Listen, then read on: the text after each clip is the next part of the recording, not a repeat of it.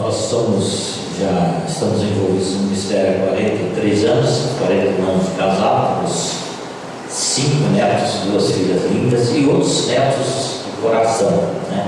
Pessoas que já têm até bisneto na família espiritual, e também do coração vai nascer um outro bisneto. Então a gente está ficando velho, chato, né? Mas tem sido um prazer muito grande. Eu trabalho aqui agora em Caldas Novas, por Palavra da Vida, um lugar muito bonito. Tem algumas fotos que eu vou passar para vocês conhecerem esse ministério. Ele está envolvido em várias áreas, uma delas é a família e promoção que eu estou fazendo. Nós temos um ministério com alunos de escola pública, chama Day Camp, e estância de férias em julho, 3 semanas para famílias, onde as crianças recebem também uma atenção especial. Temos acampamento de jovens em janeiro, nesse lugar muito lindo que Deus deu para a gente. Vocês talvez não saibam, mas a Palavra da Vida, na realidade, ali em Haroldo, começaram o seu ministério entre os índios aqui em Mato Grosso, na divisa com a Goiás, né, com a tribo Chavantes. E eles, lá no meio da selva, naqueles 50 e tantos anos atrás, eles resolveram investir nos jovens brasileiros. Começaram um acampamento, foi o segundo acampamento do mundo aqui no Brasil, lá em Atibaia. Hoje nós temos 7 sedes aí, 7 estados, o Ministério em 7 estados, em São Paulo, Goiás, Paraná, Rio Grande do Sul, Mato Grosso, Amazonas, Pernambuco, Mato Grosso não, Pará, Pernambuco, e queremos abrir uma hora em Minas Gerais. É um lugar muito lindo, comida maravilhosa. Você pode programar suas férias com a sua família neste lugar tão lindo. Você vai receber uma boa mensagem, sempre temos bons provedores, piscina com água quentinha natural, não é a piscina. Vocês vão ver lugar para caminhar, pode passar. Isso aí, lugar para caminhar, a caminhada, um lago, você pode orar, você pode descansar, meditar, jogar tênis, enfim, são N oportunidades que você vai ter nesse lugar para conhecer melhor aquele que é o nosso Senhor e Salvador, nosso Deus. Amém? Então, todos vocês estão convidados. Eu tenho alguns folders lá atrás, eu trouxe, e lá tem todas as informações necessárias que você precisa para entrar em contato com o nosso escritório. Acho que está voltando. Já passou as piscinas aí, não? Então vai chegar, uma hora chega.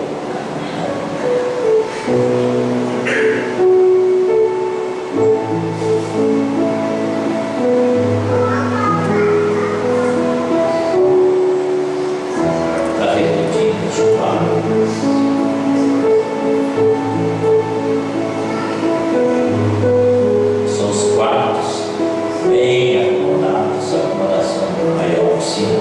São 4 piscinas com água quente. Muito obrigado, tá joia?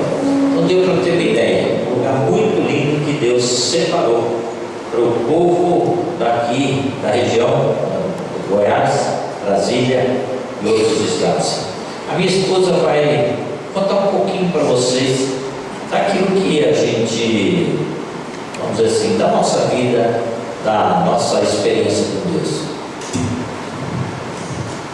Tem 2 minutos.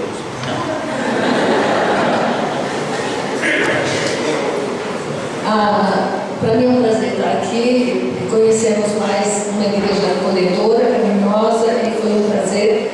Obrigado pela música que vocês cantaram a primeira, a segunda eu não conhecia, mas a primeira eu cantava quando era mocinha, aluna no seminário. Olha como eu quero. Cantava com Jairinho, Paulão. E é um privilégio mesmo. E eu vou contar um pouquinho começar com a minha história antes e depois do nosso tempo como casados, o que Deus tem feito na nossa vida. Eu, com 21 anos, descobri de uma maneira muito difícil, muito dolorida, que eu era adotada. Foi calúnia, aquelas coisas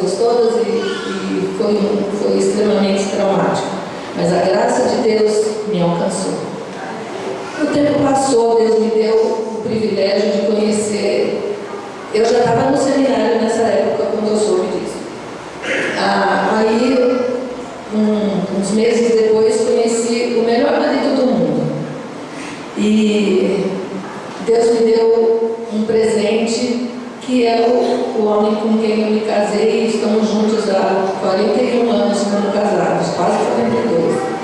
E isso também foi graça de Deus alcançando a minha vida. E durante o nosso tempo de casado, de presente do casamento, ganhamos 2 filhas, que hoje são mães cristãs, fiéis, tementes a Deus, casadas com homens cristãos. E que nos deram como brinde 5 netos mais lindos do mundo. E aí eu brinco, algumas avós falam: ah, você não pode falar isso, você não conhece meu neto. Você acha os seus, eu acho os meus. E durante esse tempo, as coisas, nossa vida foi acontecendo, nosso ministério, fomos embora morar em Curitiba, começamos o ministério lá, foi muito difícil, mas mais uma vez a graça de Deus nos alcançou. E durante o período das nossas vidas, nem tudo eram flores. Por sinal, colhemos e tivemos que cortar vários espinhos. E dentre um dos espinhos que a gente teve que cortar, foi quando uma vez o Valentim ele era doador de sangue, e ele chegou em casa com um papel e falou assim: olha isso. Aí estava lá: soro positivo. Isso em 1994, quando a AIDS estava borbulhando. E naquele momento eu disse: Senhor, é o limite, acho que eu não aguento mais que isso. E no mesmo instante eu pensei: daqui 1, 2 anos nossas filhas não vão ter pai nem mãe, porque eu já tinha passado por cirurgias e transfusão de sangue, eu contaminei meu marido. E em nenhum momento eu tive qualquer dúvida da integridade dele, porque eu sabia quem era o homem que deitava a cabeça do meu lado. Nem as meninas, elas eram adolescentes, elas também não tiveram qualquer dúvida da integridade do pai. E aí passamos pela experiência de procurar um médico amigo nosso. Ele olhou e falou: Valentim, olha, você está totalmente fora do grupo de risco, mas para desencargo de consciência, vai fazer o exame, vamos fazer um segundo exame. Aí ele foi, fez o exame, esperamos 15 dias e, como diz meu marido, passou 15 dias aidético. E até que veio o exame e ele era negativo, lógico. Eles usaram o sangue, eles jogaram o sangue bom dele e usaram um contaminado em alguém lá no hospital da Unicamp, né, Campinas. Mais uma vez a graça de Deus nos alcançou. E naquele momento eu disse: Senhor, se aparecer um câncer na minha família, eu vou tirar de letra, porque imagina, quando você pensa, alguém está com câncer, primeira coisa que você pensa: ai, coitado, que o tratamento é ruim, será que vai morrer? É muito grave. Agora, quando você pensava naquela época, fulano está com AIDS, o que aprontou? Nós trabalhamos nossa vida inteira com jovens e adolescentes. Nosso ministério foi direto com pessoas assim. Ele tinha recém saído do Colégio Batista lá em Campinas, como capelão, trabalhando com 1000 e poucas crianças. Imagine os pais pensando: nossa, o pastor, será que ele molestou meu filho? Será que, né? Então, todos os pontos de interrogação. Mas Deus, mais uma vez, nos abençoou e nos mostrou a sua graça. E o tempo passou. Muitas coisas aconteceram nesse período, mas todos aconteceram. E aí, quando foi em 2007, Valentim tinha feito mestrado, nós fomos para os Estados Unidos ficar um tempo lá, porque ele foi fazer a tese. Quando eu voltei, eu já estava atrasada no meu exame de mamografia de rotina. Fui fazer, o médico olhou o exame e falou: não gostei da cara desse negócio. Eu falei: Senhor, eu não falei há quantos anos atrás que eu ia tirar de letra? Vou tirar de letra agora. E realmente eu tinha um câncer de mama. E Deus mais uma vez demonstrou a sua graça. Nos sustentou, me abençoou. A minha oração foi que eu não tivesse qualquer atitude atitude que fosse contra os planos dele. Eu sabia que ele ia estar comigo a cada passo que ele fosse dar, cada tratamento que eu tivesse que fazer. Eu tinha certeza de que o meu Deus não ia me desamparar. E ele prometeu que ele não nos abandonou. E eu fiz o tratamento, passei por tudo que tive que passar. Teve caminho das pedras, é lógico. Porque todo mundo sabe que um tratamento de câncer não é um piquenique no parque. Mas Deus, mais uma vez, nos mostrou a sua graça. E fomos. E o tempo passou e a gente foi, as coisas foram acontecendo. Aí, em 2011, nossa filha falou assim: mãe, eu acho que eu estou com um problema sério com o marido. E vamos ver, tal, eu estou sondando, descobri que o marido dela estava tendo um caso com moças pela internet. Tinha até casamento marcado com uma das moças. E como meu marido falou, ele hoje, ontem um pouco também, o perigo da internet. Como tem que estar alerta com aquilo que é tão bom, tão útil, mas que ao mesmo tempo o diabo tem procurado usar. E aí, isso foi no domingo, no sábado à noite, que a gente ficou sabendo. Naquela noite meu marido teve um infarto. E aí foi uma situação complicada e tudo. E passamos, ela chegou a se divorciar e ele foi morar em outra casa e as coisas aconteceram aos nossos olhos da pior maneira possível.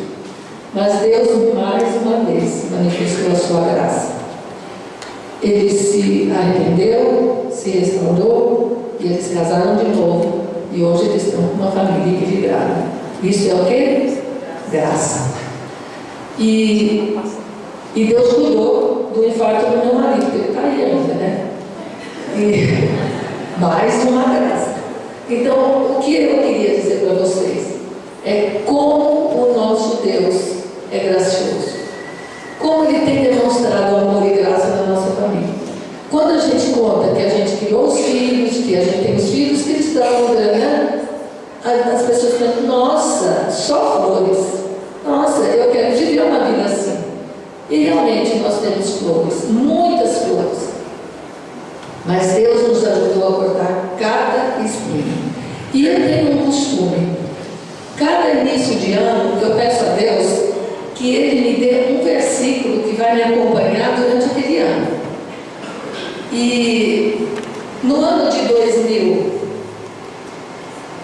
no ano de 2004, e no ano de 2004, Ele me deu o seguinte versículo, fica em Hebreus 4,16. Acheguemo-nos, portanto, confiadamente junto ao trono da graça, a fim de recebermos misericórdia e acharmos graça para socorro em ocasião oportuna.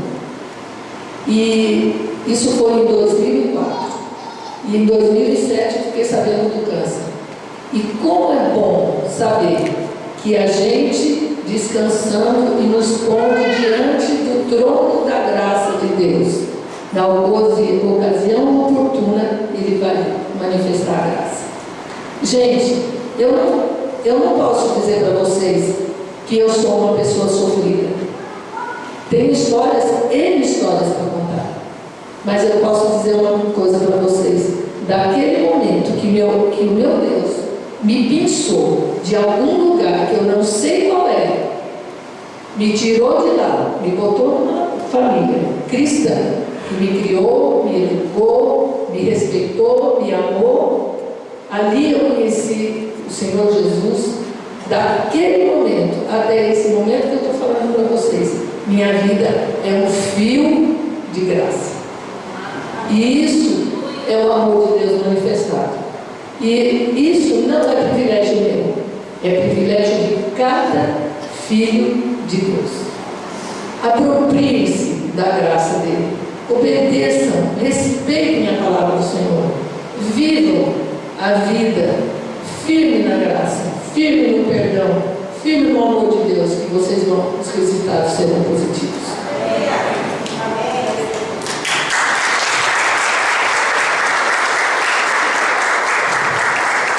Se eu morrer, ela continua, né?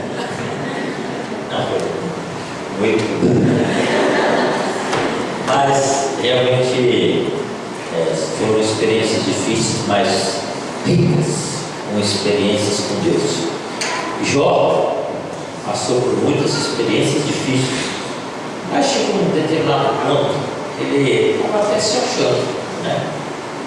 Acho que eu não sou tão ruim assim não, né? Eu sou.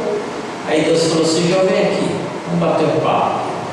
A partir do versículo 39, ele faz 76 perguntas para Jó.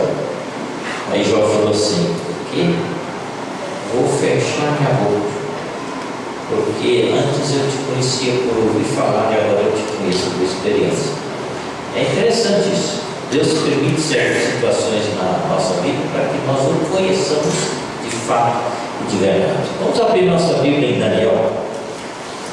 Aí eu tenho aqui o meu amigo Murilo, a santa esposa dele. Por favor, se coloque em pé. Eles estão nos hospedando. Murilo, ele foi em 1976, né? Tem um ministério muito bonito, depois vocês podem conversar com ele. Saiu um grupo de jovens daqui de Goiânia, de jegue. Levaram uma semana para chegar lá no acampamento. Cansados, brincadeira, né? Mas desde 76 nós nos conhecemos e temos uma amizade muito bonita. Daniel, Nabucodonosor meio que conquistou um grande império, conquistou o mundo daquela época, e todo político ele gosta de alguma forma se destaca, né? E Nabucodonosor não foi diferente. A primeira coisa que ele queria era passar a conhecer todo tipo de vida do mundo daquelas nações, quais eram os costumes. Ele queria se informar da melhor maneira possível de todos aqueles países, de todas aquelas regiões que ele havia conquistado, e ele então convocou alguns jovens, né, de várias partes, jovens que tivessem boa aparência, boa saúde, inteligência, né, para que pudessem então estar com ele e ele pudesse então ser enriquecido com aquelas culturas. Dentre eles, ele convocou alguns jovens, né? Daniel, Sadraque, Mesaque e Abednego. Eles foram convocados para estarem também ali servindo o rei. Eu achei interessante a decisão que esses jovens tomaram antes mesmo de ir para o império. Eles simplesmente devem ter decidido o seguinte: a pergunta que devem ter feito para eles é: o que é que nós vamos fazer lá?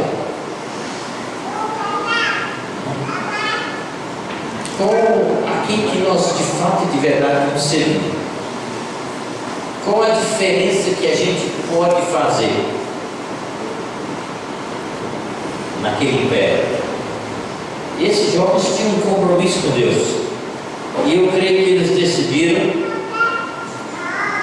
unanimemente decidir glorificar Deus naquele império. Jovens ainda. Daniel tinha mais ou menos 16 anos, 17, adolescente.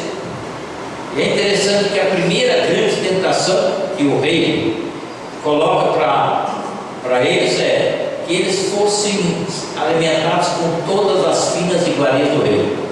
Adolescente tem uma coisa interessante: ele come uma vez por dia, começa de manhã e termina de noite. Não tem, né? Esse jogo não é diferente. O meu neto, quando chega lá em casa, limpa tudo, mas acaba com tudo. Adolescente, ele está na fase de crescimento, fase em que ele tem que comer muito, porque gasta muita energia. Veja no versículo 8, diz assim, capítulo 1, versículo 8: Mas Daniel propôs de coração não se contaminar com a porção do manjar do rei, nem com o vinho que ele bebia. Portanto, pediu ao chefe dos eunucos que lhe concedesse não se contaminar. Ora, as finas iguarias do rei, para Daniel e seus companheiros, era um tipo de contaminação. Nós não vamos nos contaminar, nós queremos fazer diferença. E veja que a decisão que esses jovens tomaram foi honrada por Deus. No versículo 9 diz: ora, Deus deu a Daniel o quê? Graça e misericórdia. Veja a graça de Deus se manifestando já no Velho Testamento. Ela sempre se manifestou.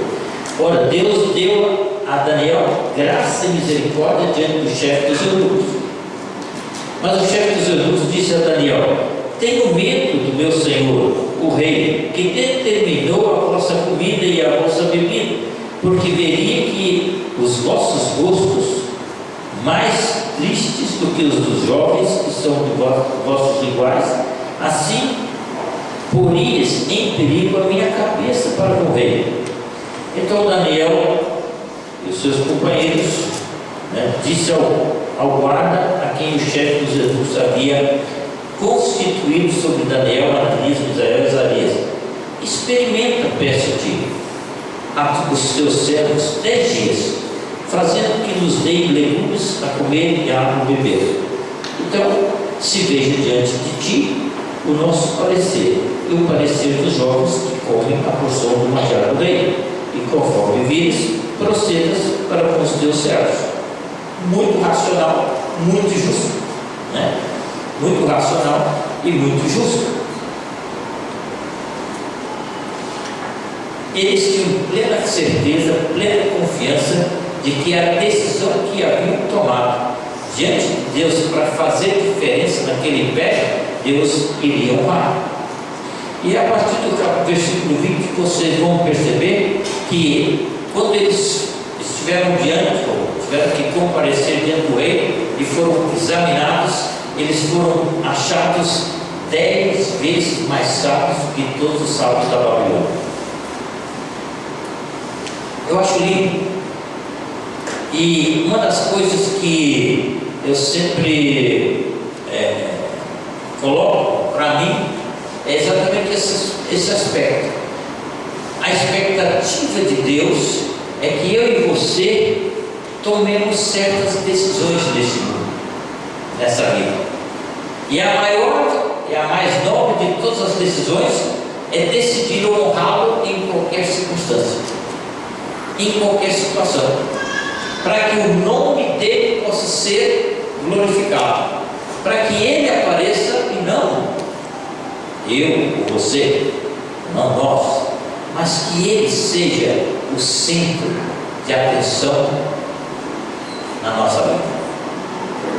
Deus honra quem honra.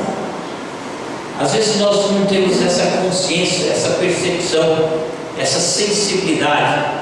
A gente acha que a vida cristã é uma brincadeira, ou seja, a vida de levar vantagem, a lei de Jefferson, levar vantagem em tudo. Hoje as pessoas, elas querem muito levar vantagem no cristianismo.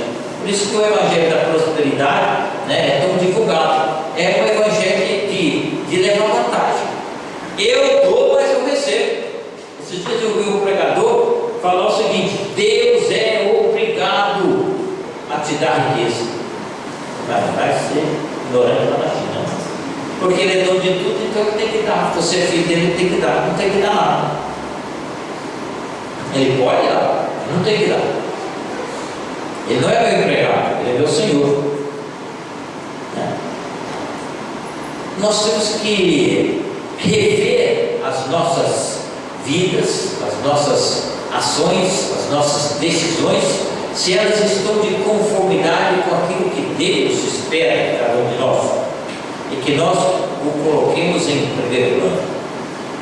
E para isso nós precisamos decidir em todas as áreas da nossa vida, inclusive na família, o que é, qual a diferença que eu quero que a minha família faça nesse mundo. E a partir do momento que eu decido honrar a Deus através da minha família, eu tenho certeza absoluta que Deus vai me honrar, porque Deus honra quem honra. Deus honra quem honra. A decisão eu preciso tomar. Eu quero honrar a Deus através da minha família, eu quero honrar a Deus através da minha profissão, eu quero honrar a Deus através dos meus relacionamentos, ainda que isso nos custe, porque não tem como não pagar o preço. O apóstolo Paulo falou o seguinte: nos foi dada a graça não de apenas de crer em Cristo, mas também de padecer por Ele. Os cristãos antigos, os primitivos, não os primitivos, mas lá do início, eles estavam sendo queimados e glorificando a Deus, porque eles se consideravam privilegiados em morrer.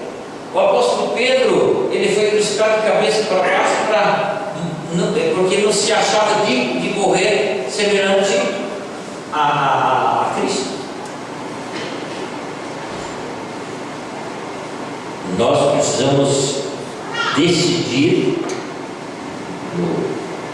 na nossa vida o que de fato, de verdade, queremos ser aqui nesse mundo.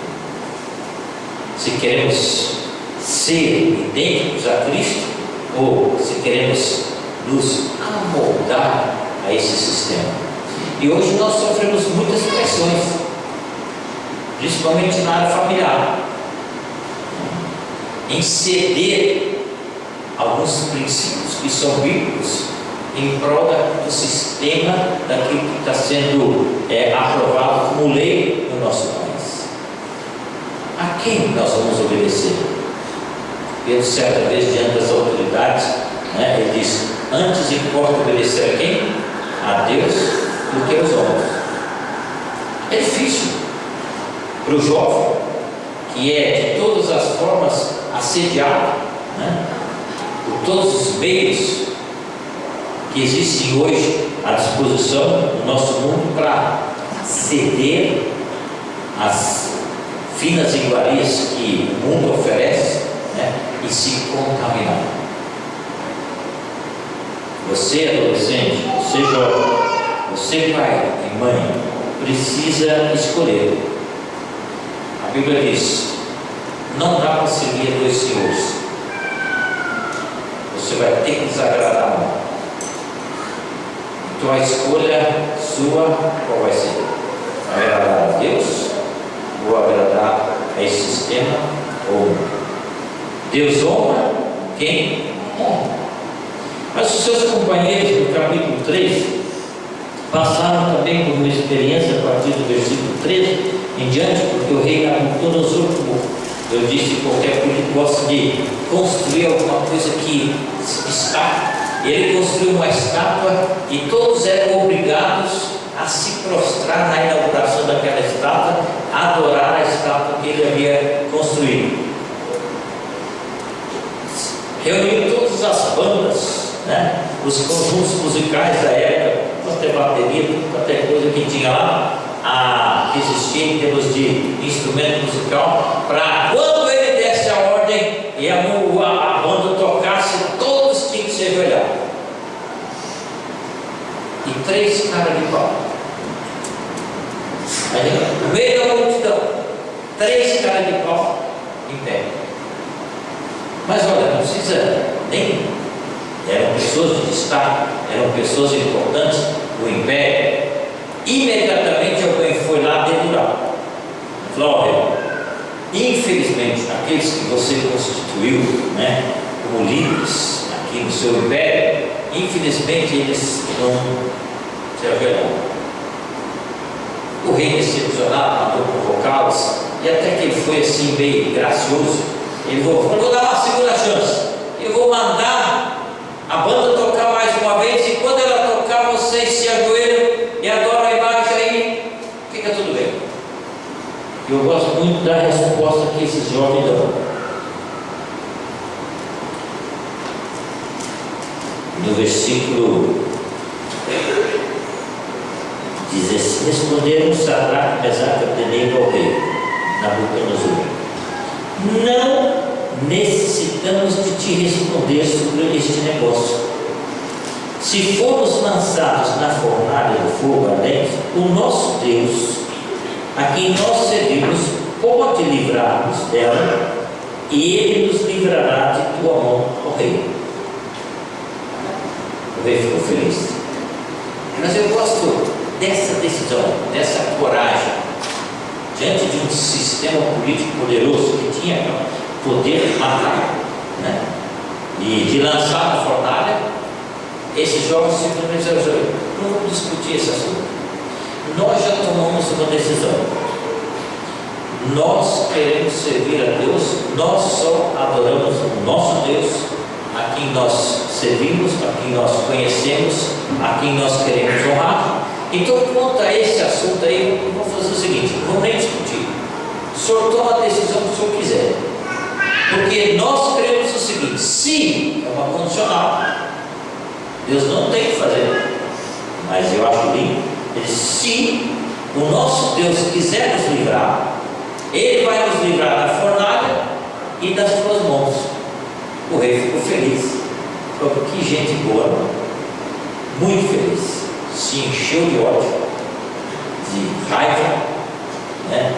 Se sentiu humilhado, mandou aquecer 7 vezes mais a fornalha, lançar os 3 lá, as pessoas que os lançaram morreram queimadas.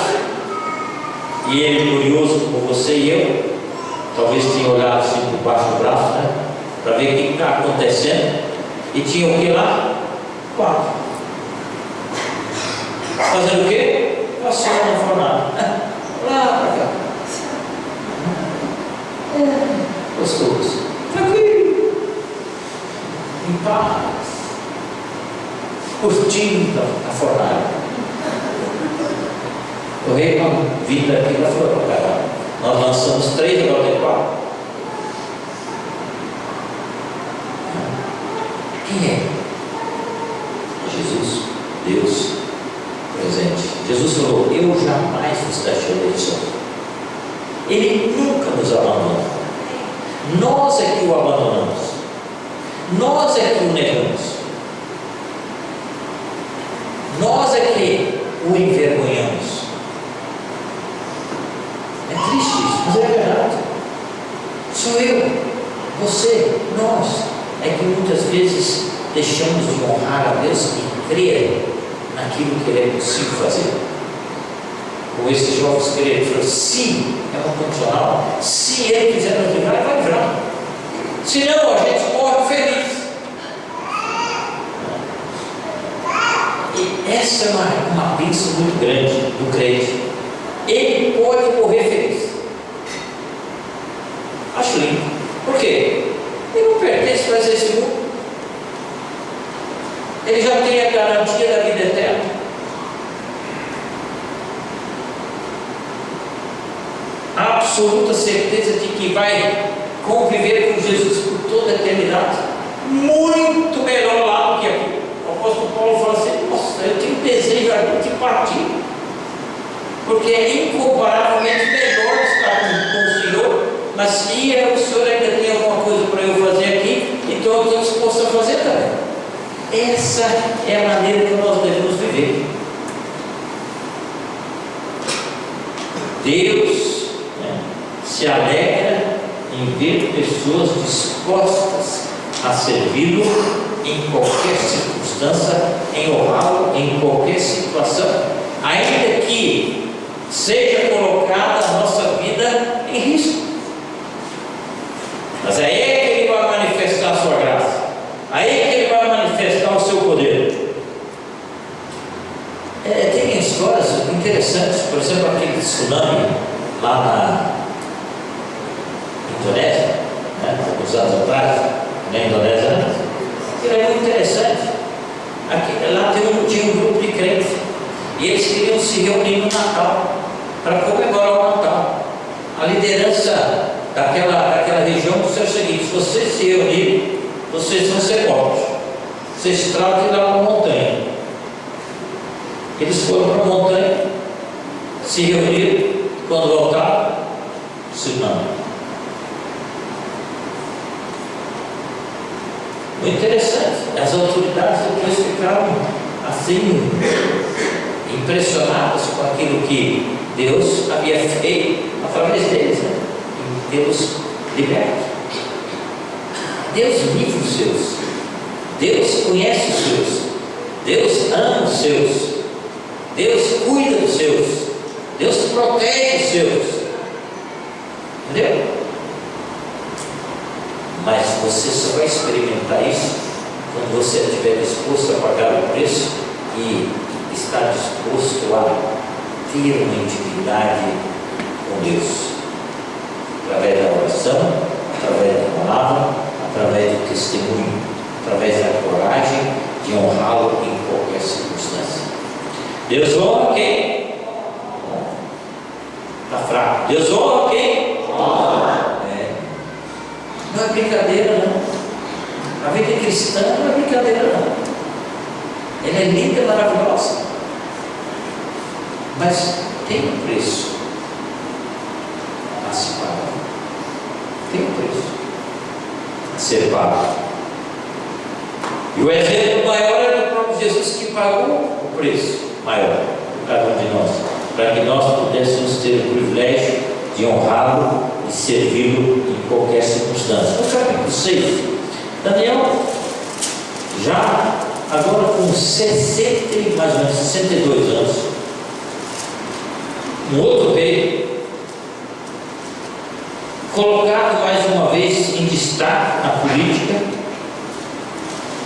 Ele era colocado para ser um dos presidentes, e dos presidentes ser o presidente, e consequentemente pessoas gananciosas, orgulhosas, invejosas sempre vão existir. Sempre vai ter gente querendo derrubar você, sempre vai ter gente querendo prejudicar você, sempre vai. Sempre foi assim e vai continuar sendo assim. Só que existe um diferencial. Eles que não têm Deus e você que tem Deus. Você que tem Deus tem segurança, tem garantia, tem certeza absoluta da sua presença em qualquer circunstância.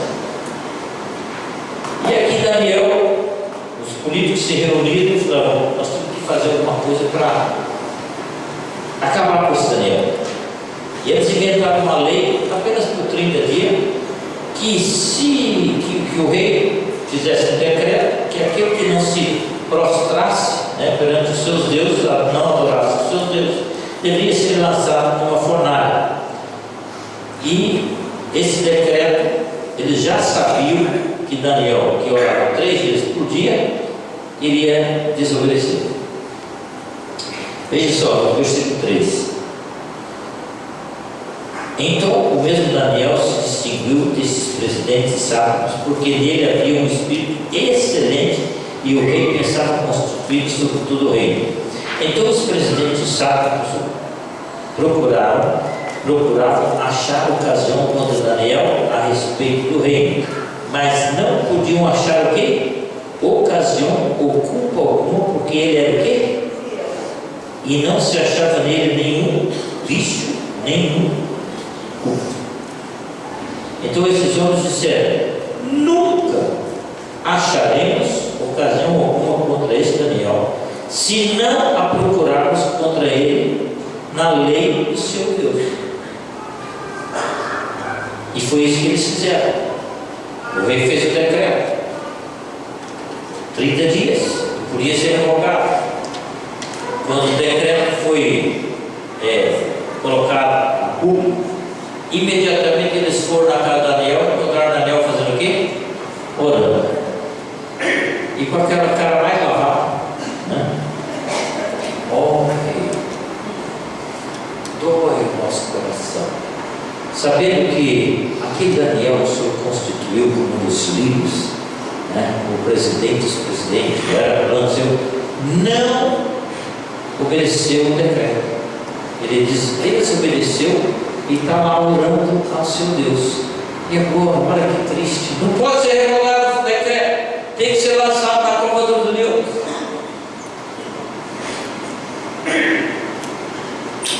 O rei teve que tomar uma decisão. A esposa meteu a boca no rei, porque a esposa sabia que o rei estava fazendo coisa errada. Daniel obedecia que lançaram na fornalha, na cova dos leões. De madrugada, à noite, o rei não dormiu. De madrugada ele foi lá, achou Daniel o quê?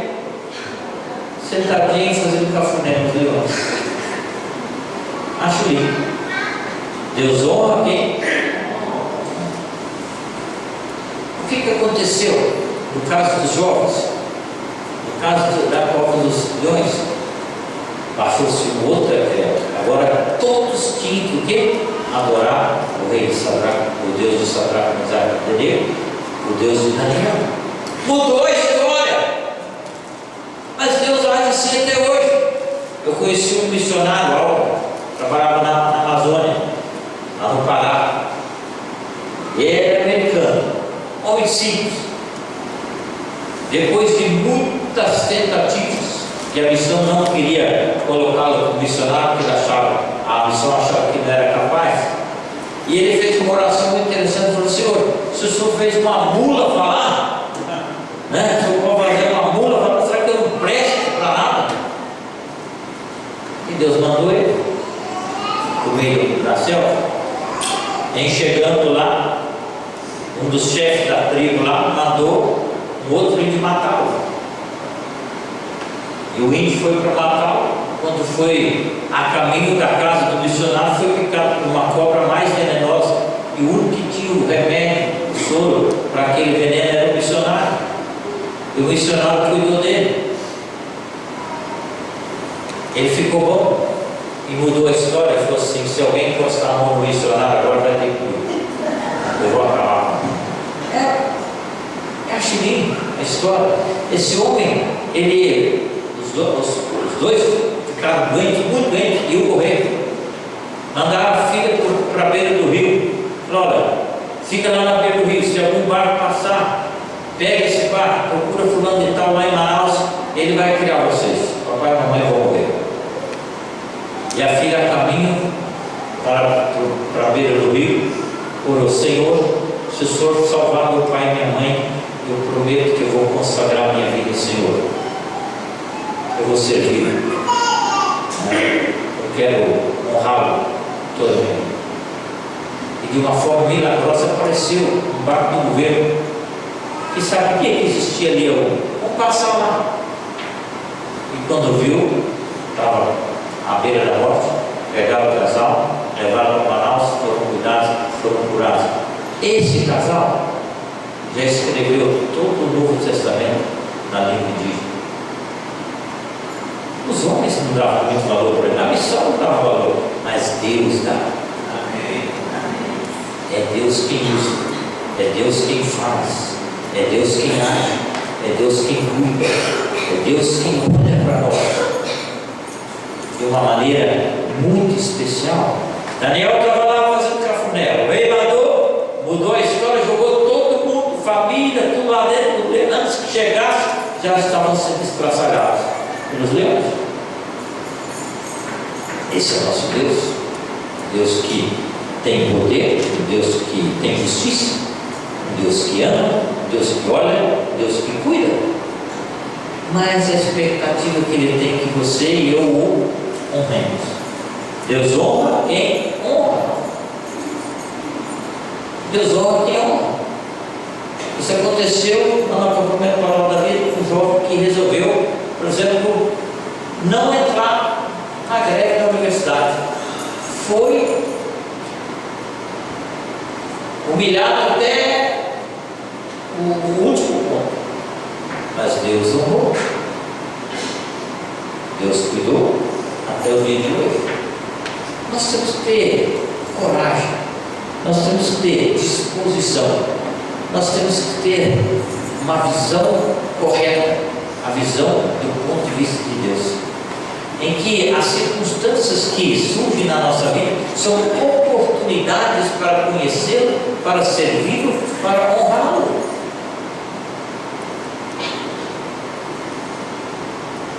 As dificuldades que você tem no seu casamento, não olhe como uma oportunidade para você se livrar do outro. Não. Olhe como oportunidade de como você pode conhecer Deus melhor. Foi o que aconteceu conosco. Eu tinha na situação da minha filha, eu só não fiz porque eu fiquei com dó da minha esposa, que ela poderia achar que eu tinha morrido mesmo, né, que eu tinha infartado. Mas me lançar no chão como Jó fez. Literalmente, para o Senhor. Eu preciso da sua graça, eu preciso do seu socorro, eu preciso da tua mão, eu preciso da tua ajuda, eu preciso da tua orientação, eu preciso do Senhor. E eu orei, pedi, clamei. Nós oramos, choramos, clamamos, e Deus responde. Ele não tem que responder. E nós aprendemos nessas situações todas conhecer Deus melhor, conhecer a nossa família melhor. As minhas filhas, quando nessa questão da AIDS, elas escreveram um bilhetinho, e nesses dias eu estava lendo, dizendo o seguinte: Pai, nós confiamos em você, nós sabemos que o Senhor não fez nada, e nós vamos estar com o Senhor até o fim, porque nós te amamos. Aí eu vi o valor da família, né? A importância da família, o valor dos princípios que a gente procurou sempre vivenciar e ensinar para os nossos filhos. Deus honra quem honra. No capítulo 9, eu gosto muito dessa oração de Daniel, uma oração em que ele se coloca diante do Senhor, intercede por ele, pelo seu povo, reconhece que é pecador, reconhece que a nação é pecadora, reconhece que a nação estava longe de Deus, reconhece que a nação estava em desobediência, não estava fazendo aquilo que agradava a Deus. Ele clama a Deus e ele queria descobrir exatamente o que é que Deus queria revelar para ele. E ele estava naquela luta tremenda, mas eu gosto quando a Bíblia fala no versículo 20, diz: estando eu ainda falando e orando e confessando o meu pecado do meu povo Israel, e lançando a minha súplica perante a face do Senhor meu Deus, pelo monte santo do meu Deus, estando eu, digo, ainda falando na oração, o homem Gabriel, que eu tinha visto na minha visão ao princípio, veio voando rapidamente e tocou-me a hora do sacrifício da tarde. Ele me instruiu e me disse: Daniel, agora vim para fazer-te entender o sentido. No princípio das tuas súplicas saiu a ordem, e eu vim para declará-la a ti, porque és o quê? Muito amado. Ai, que lindo, né? Muito amado.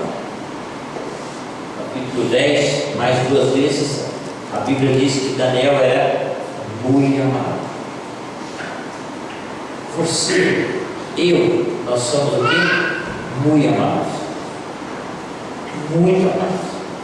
A ponto de que Jesus morreu por cada um de nós. Ele não morreu só pelo mundo, mas por cada um de nós. Porque cada um de nós é especial para Ele. É tão especial que não existem duas pessoas diferentes. Nós temos várias maneiras de provar que nós somos nós. Eu sou eu. Pela arcada dentária, pela impressão digital, pelo tamanho do cérebro, pela ida dos olhos, pela DNA, pelo genoma. A ciência descobriu que o genoma é como que uma música. Atrás do genoma tem uma música linda, linda. E essa música é você, aos olhos de Deus. Porque você e eu fomos criados não por acaso, mas nós somos criados pelo amor, pelo amor de Deus. Nós não somos acaso. Você não está aqui por acaso. Você não foi escolhido por acaso. Deus te ama e quer te usar para a honra e glória dele. Mas você e eu precisamos decidir, porque Deus honra quem? Honra. Deus honra quem? Honra. Eu acho lindo, né, essa declaração de amor que Deus faz para cada um de nós. Quando eu penso, né, na grandeza dessa salvação, no pacote, né, o governo vai falar muito do pacote, né, da salvação, que nos dá esperança, nos dá certeza, numa eternidade com Ele, imaculado, imarcessível, incontaminável.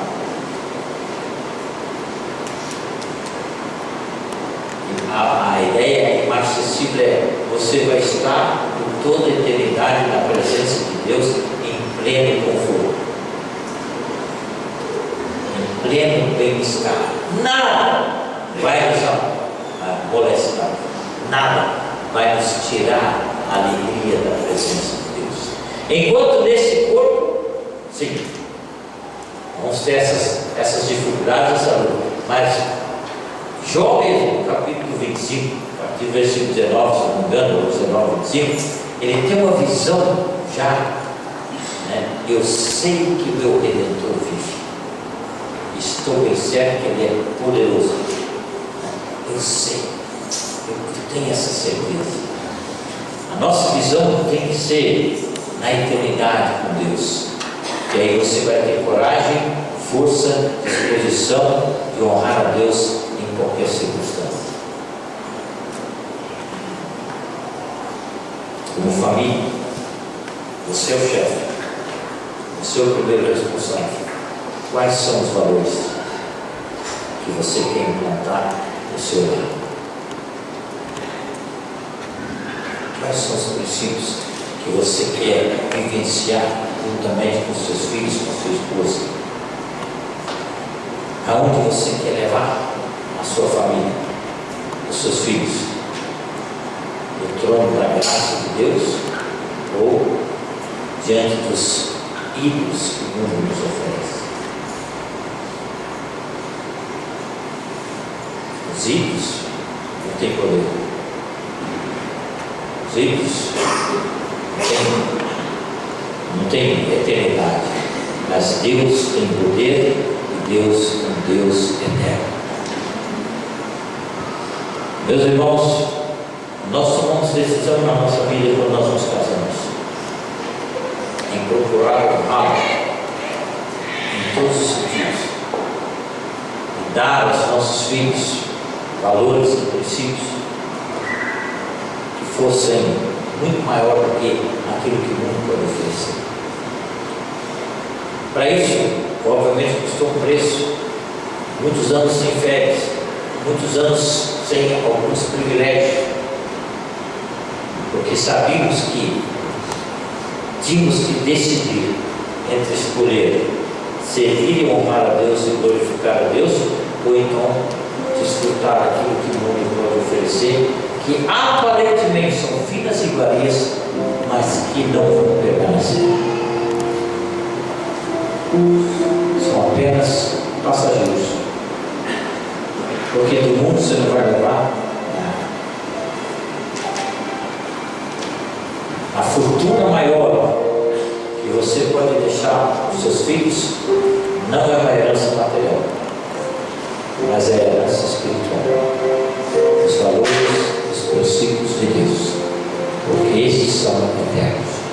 Amém? Vamos abaixar nossa cabeça. Eu gostaria de desafiá-los. Talvez você jovem, está na faculdade, está na escola, está sofrendo perseguições, bullying e outras coisas mais, né? São apenas nomes diferentes que sempre existiu. O Satanás não está feliz com você. Ele não quer que você assuma o compromisso, decida honrar a Deus. Ele quer que você seja mais um na multidão. Mas Deus quer que você seja o diferencial. Essa decisão é sua. Se você está disposto a dizer para Deus: Deus, eu quero honrá-lo com a minha vida, eu quero honrá-lo com os meus negócios, eu quero honrá-lo com a minha família, eu quero honrá-lo em todas as circunstâncias, dando sempre um testemunho de fidelidade, um testemunho de justiça, de coragem, de que Tu és o nosso Deus, um Deus Criador, um Deus gracioso, um Deus poderoso, que nos sustenta, que nos conhece, que nos livra e que nos guarda. Se você está disposto a fazer essas declarações, declarar para Ele o seu amor, a sua coragem, eu gostaria que você se colocasse bem. A senhora aqui, eu estou disposto. Eu não sei se eu vou para a fornalha, eu não sei se eu vou para a cova dos leões, eu não sei se eu vou perder meu emprego, eu não sei o que vai acontecer comigo. Eu só sei uma coisa: eu quero te conhecer melhor, eu quero te honrar, eu quero te glorificar com a minha vida, independente das circunstâncias. É uma decisão difícil. Só que Deus usa pessoas imperfeitas como nós. O que Ele pode fazer com a sua vida, você não pode nem imaginar. Nem imaginar. Ele pode transformar famílias inteiras, cidades, países. Ele pode. E Ele quer. Vamos orar. Ó Deus do Pai, eu te louvo porque diante do Senhor nós queremos colocar a nossa vida, colocar o nosso lar, colocar toda a nossa força, colocar todos os nossos bens e rogar ao Senhor sabedoria e graça para em qualquer circunstância dignificar, honrar, glorificar o Teu santo nome. Tem misericórdia de nós, ó Pai. Nós sabemos que vivemos dias difíceis, onde os homens são egoístas, arrogantes, blasfemadores, ingratos, irreverentes, amantes de si mesmo, amantes das coisas terrenas de Deus. Senhor, dá-nos a visão da eternidade, dá-nos a visão que o nosso céu, a nossa pátria é lá em cima. Nós já não pertencemos a este mundo, ainda que estejamos aqui, mas nós já não perdemos mais a esse sistema, pertencemos ao Senhor. Por isso, Deus, tem misericórdia de nós, Deus. Ajude-nos a estar no Teu trono de graça, clamando ao Senhor sabedoria, direção para a nossa família, direção para os nossos negócios, para que em tudo, ó Deus, possamos testemunhar de que nós amamos o Senhor, nós cremos no Senhor, nós sabemos que Tu és o nosso Pai, o nosso Deus, o nosso Senhor, o nosso Salvador. Ó Deus, abençoe essa igreja, abra o entendimento, abra, Senhor, as portas para que essa igreja possa crescer nessa cidade, fazer diferença nessa cidade, Pai. Que nós possamos ver aqui, ó Deus, o Teu reino crescer cada dia, cada vez mais, porque sabemos que esta é a Tua vontade. Ó Deus, que este grupo de pessoas, ó Deus,